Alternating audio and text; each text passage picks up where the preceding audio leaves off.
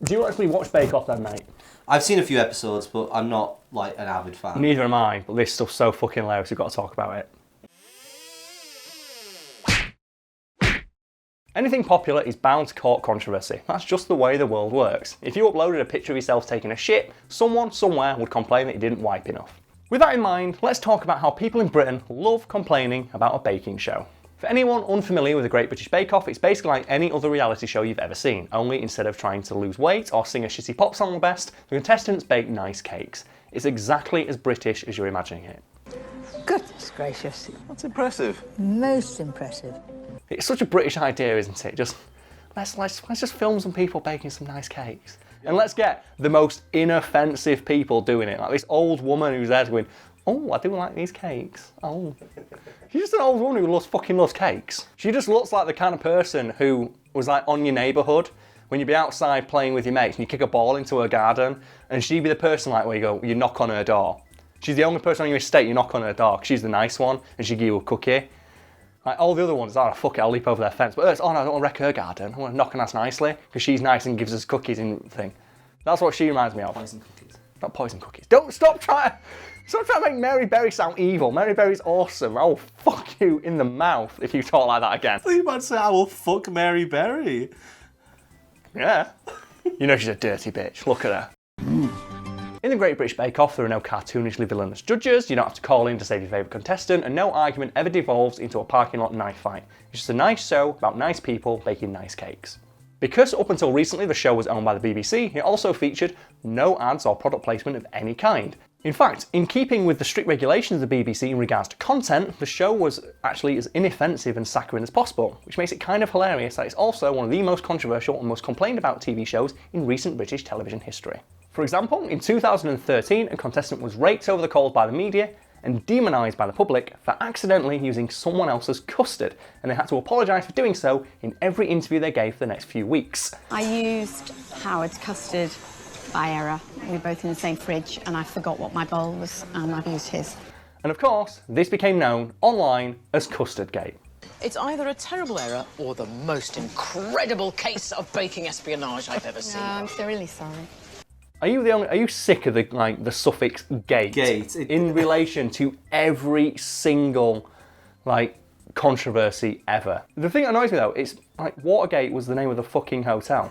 It wasn't called Watergate. It wasn't called Watergate Gate. It was the fucking name of a hotel. It's this lazy shorthand for like, oh, how can we say that? It's like this big controversy that people are talking about. Add the gate suffix, I guess.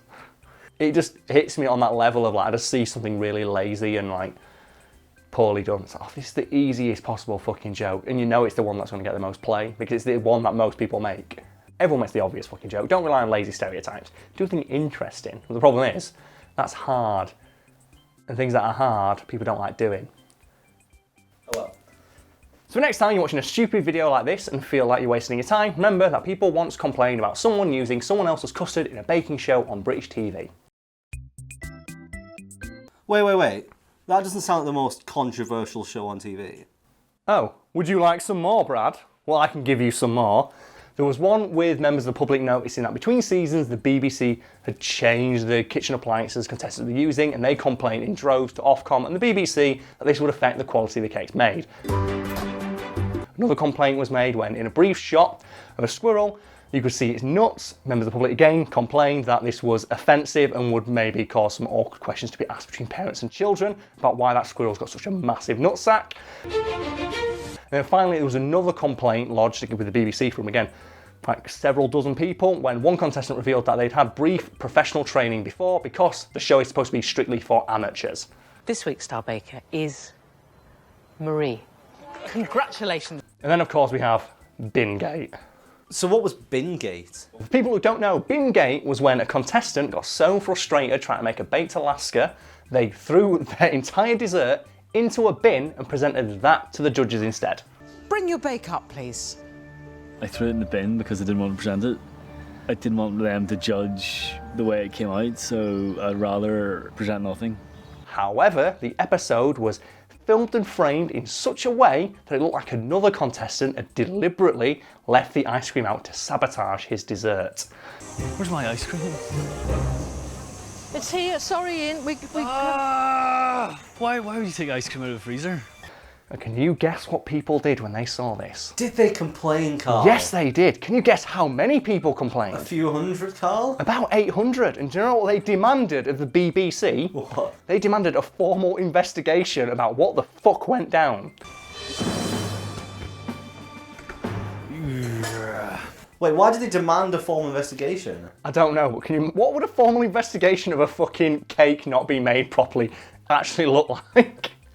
In my head, it's like a CSI thing of an autopsy table. I'll tell you what, for the people at home, we're going to act out this scenario and we're going to see what it looks like. So what I want you to do is I want you to use your technical wizardry to make it look like this is a generic, I don't know, autopsy lab, and then put a baked Alaska about here. And I'm going to walk in and play the part of Horatio Caine. What's going on here?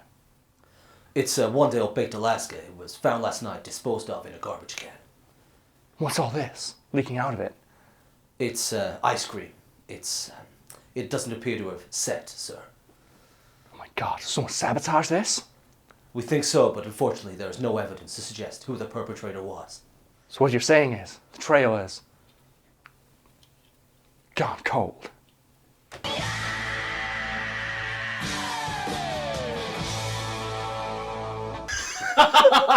Perfect, nailed it. Fix it in post. Right, come on. Let's finish this fucking shit off. How does Horatio manage to deliver his lines? Because he knows that because he's a professional actor and not a knob jock like me. I am going to get to the truth. Bingate caused such a scandal it was talked about in the press for weeks, and it is now consistently rated as one of those shocking moments in the show's history, which is so British, I might just cry. No, I'd love it if when they released the actual footage like an elf or something. It was like a fucking, just a random Fucking gnome. Dobby wandering Like in. a fucking gnome walked in and did it. Or they couldn't release it, some guy's walked up and just wiped his dick on it. That squirrel went and rubbed its nuts on it. Didn't it just go to Channel 4?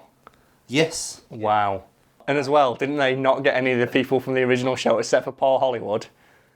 I remember the rumours going around when they were like, oh, who's gonna host it? Who's gonna take over from these amazing people? I know Richard Ayoade was... I was pissed off when he won the Chuckle Brothers.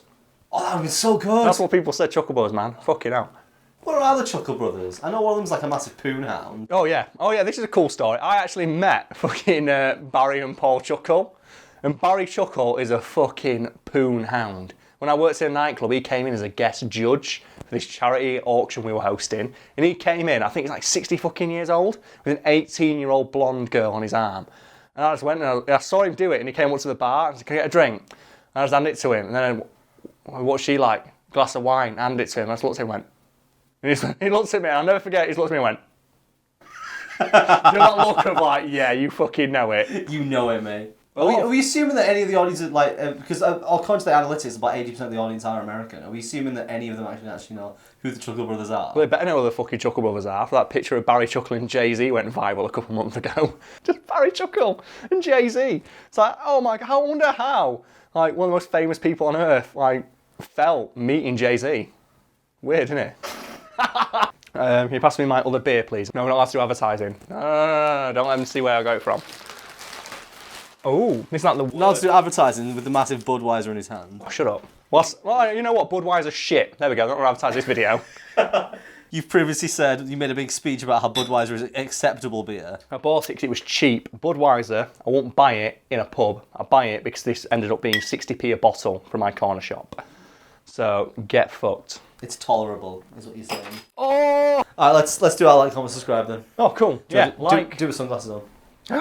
That'd be great. So, I hope you subscribe to this channel for more content like this. But then again, I wouldn't like to comment on that. That's how Horatio does it. That's how he does it in the show. Nailed it. Right, thanks. See you next time, guys. Boom. Fuck you.